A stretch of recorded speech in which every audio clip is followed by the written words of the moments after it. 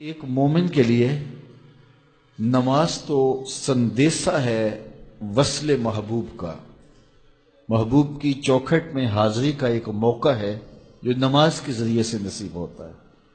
تو اگر کوئی شخص نماز کو اپنے لیے بوجھ سمجھتا ہے تو پھر وہ محبوب کی ملاقات کی اہمیت کو ہی نہیں جانتا۔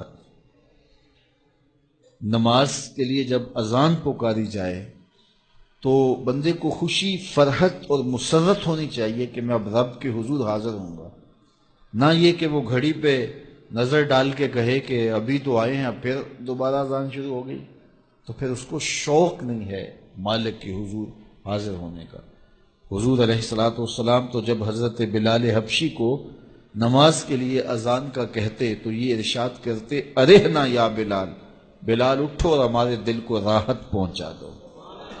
ارحنا یا بلال، بلال ہمارے قلب کو، ہمارے دل کو راحت پہنچا دو۔ تو یہ حضور کے قلب کی راحت، تسکین اور قرار کا سبب ہے۔ آقا کریم علیہ الصلوۃ والسلام نے معراج کی شب جہاں بہت سارے لوگوں کو عذابوں میں مبتلا دیکھا تو ایک شخص کو دیکھا، رجل مغیب فی نور العرش، کہ وہ عرش کے نور میں غائب تھا، اس کے اطراف میں نور ہی نور تھا اور وہ نور میں ڈوبا ہوا تھا۔ تو پوچھا کہ یہ کون خوش نصیب شخص ہے؟ کوئی فرشتہ ہے؟ تو جواب آیا فرشتہ نہیں ہے۔ یہ کوئی پیغمبر ہے؟ پیغمبر بھی نہیں ہے۔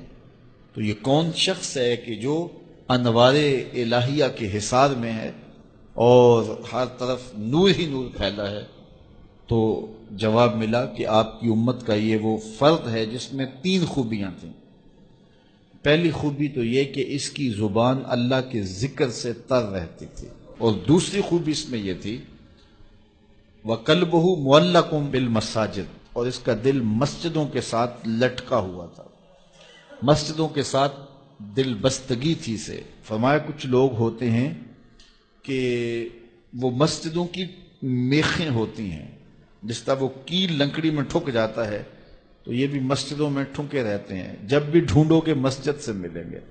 فرمایا کبھی یہ لوگ بیمار پڑ جائیں اور مسجد میں حاضر نہ ہو سکیں تو اللہ کے کچھ فرشتے ہیں جو ان کی عیادت کرنے کے لیے ان کے گھروں میں جاتے ہیں۔ تو مسجدوں کی حاضری، مسجدوں کی تعمیر میں دلچسپی، مسجدوں کی آباد کاری کے لیے کوشش، مسجدوں کی صفائی ستھرائی کا اہتمام و التزام، مسجد کی تعمیرات کے مراحل میں دن رات ان سے وابستہ رہنا، یہ خوش نصیب لوگوں کا مقصود ہے۔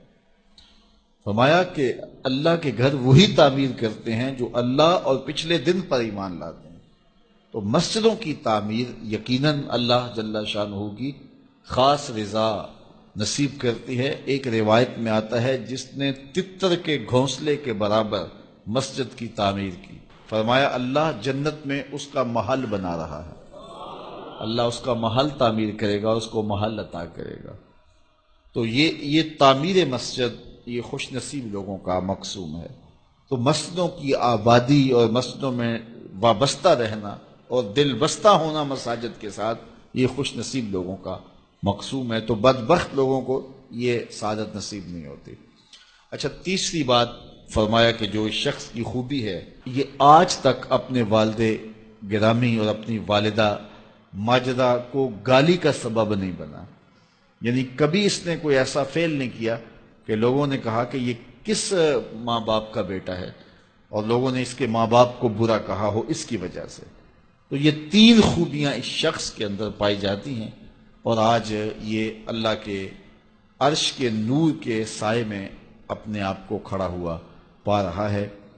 تو جن کے سر نماز سے بوجھل رہیں، مسجد کی حاضری جن کے لیے شوق ہو اور مسجد میں آتے ہی نکلنے کے لیے کوئی راستے ڈھونڈ رہے ہوں، تو انہیں اپنے اندر اترنا چاہیے۔